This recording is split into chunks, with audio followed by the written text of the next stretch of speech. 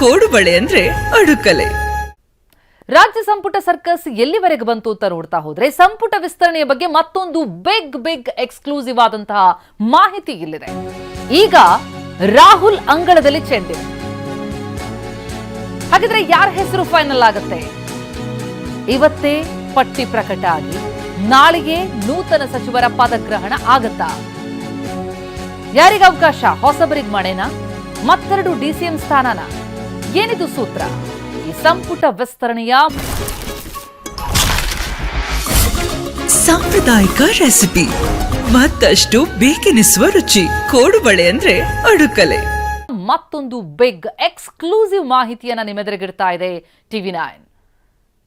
ಸಂಪುಟ ವಿಸ್ತರಣೆ ಇರೋ 20 ಸ್ಥಾನಗಳಲ್ಲಿ ಎಷ್ಟು ಅವಕಾಶ, ಯಾರಿಗೆ ಅವಕಾಶ?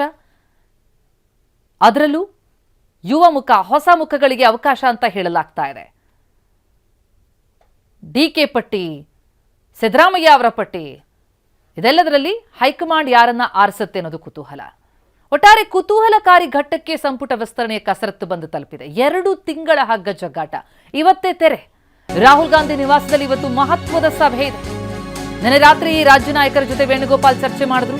ರಾಜ್ಯ ನಾಯಕರಿಂದ ಪಟ್ಟಿ ಸ್ವೀಕರಿಸಿದ್ದಾರೆ ಕೆಸಿ ವೇಣುಗೋಪಾಲ್. ಸಿಎಂ ಡಿಕೆಶಿ ಸಿದ್ದರಾಮಯ್ಯ ಜೊತೆ ಚರ್ಚಿಸಿದ್ದಾರೆ.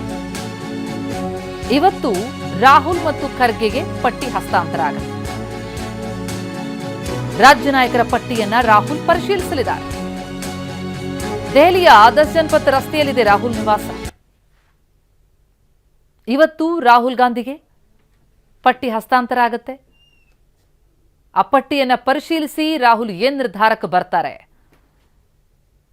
ಒಂದಿಷ್ಟು ಮಾನದಂಡಗಳು ಈ ಬಾರಿ ಗಮನ ಹರಿಸಲಾಗುತ್ತೆ ಅಂತ ಹೇಳಲಾಗ್ತಾ ಇದೆ.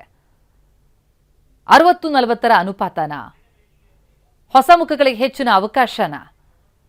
ಹಿರಿಯರನ್ನ ಕೈಬಿಡೋ ಹಾಗಿಲ್ಲ? ಯಾರಿಗೆ ಮತ್ತೊಮ್ಮೆ ಅವಕಾಶ ಸಿಗುತ್ತೆ? ಹಾಗಿದ್ರೆ ಕೆಪಿಸಿಸಿ ಅಧ್ಯಕ್ಷ ಬಿಕೆ ಹರಿಪ್ರಸಾದ್ ಅವರ ಜೊತೆಗೂ ಕೂಡ ಚರ್ಚೆಯಾಗಿದೆ. ಇವತ್ತು ಮತ್ತೊಂದು ಸುತ್ತಿನ ಮಹತ್ವದ ಸಭೆ. ನಿನ್ನೆ ರಾತ್ರಿ ರಾಜ್ಯ ನಾಯಕರ ಜೊತೆ ವೇಣುಗೋಪಾಲ್ ಚರ್ಚೆಯನ್ನು ನಡೆಸಿದ್ರು. ರಾಜ್ಯ ನಾಯಕರಿಂದ ಪಟ್ಟಿಯನ್ನು ಕೂಡ ಸ್ವೀಕರಿಸಿದ್ದಾರೆ. ಇವತ್ತು ರಾಹುಲ್ ಗಾಂಧಿ ಮತ್ತು ಖರ್ಗೆಗೆ ಆ ಪಟ್ಟಿ ಹಸ್ತಾಂತರ ಆಗುತ್ತೆ. ಅಲ್ಲಿ ಚರ್ಚೆಯಾಗಿ ಏನ್ ನಿರ್ಧಾರ ಅನ್ನೋದೇ ಈಗಿರುವಂತಹ ಕುತೂಹಲ.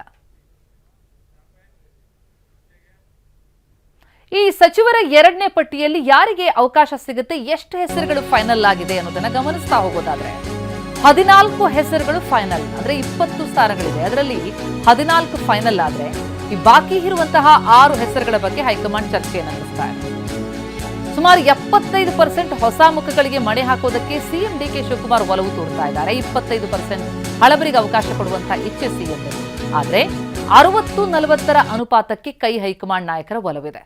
ಇವತ್ತು ರಾಹುಲ್ ಗಾಂಧಿ ಜೊತೆ ಚರ್ಚೆಯಲ್ಲಿ ಅಂತಿಮ ನಿರ್ಧಾರ ಆಗಲಿದೆ. ಇವತ್ತೇ ಪಟ್ಟಿ ಪ್ರಕಟ ಆಗಿ ಗ್ರೀನ್ ಸಿಗ್ನಲ್ ಸಿಕ್ಕರೆ ನಾಳೆಯೇ ಪ್ರಮಾಣ ವಚನ ಸ್ವೀಕಾರ ಅಂತ ಹೇಳಲಾಗ್ತಾ ಇದೆ. ಈಗಾಗಲೇ 14 ಹೆಸರುಗಳು ಫೈನಲ್ ಅನ್ನೋದು. ಸಚಿವಾಕಾಂಕ್ಷಿಗಳ ಪಟ್ಟಿ ದೊಡ್ಡದಿದೆ. ದೊಡ್ಡ ದಂಡೇ ದೆಹಲಿಯಲ್ಲಿ ಪರೇಡ್ ನಡೆಸಿದೆ. ಸುಮಾರು 75% ಹೊಸ ಮುಖಗಳಿಗೆ ಅವಕಾಶ ಕೊಡಬೇಕು ಅನ್ನೋದ್ರ ಬಗ್ಗೆ ಡಿಕೆ ಶಿವಕುಮಾರ್ ಒಲವು ತೋರ್ತಾ ಇದ್ದಾರೆ. ಆದರೆ 60-40 ಅನುಪಾತಕ್ಕೆ ಹೈಕಮಾಂಡ್ ಇಚ್ಛೆ ಇದೆ ಅಂತ ಹೇಳಲಾಗ್ತಾ ಇದೆ.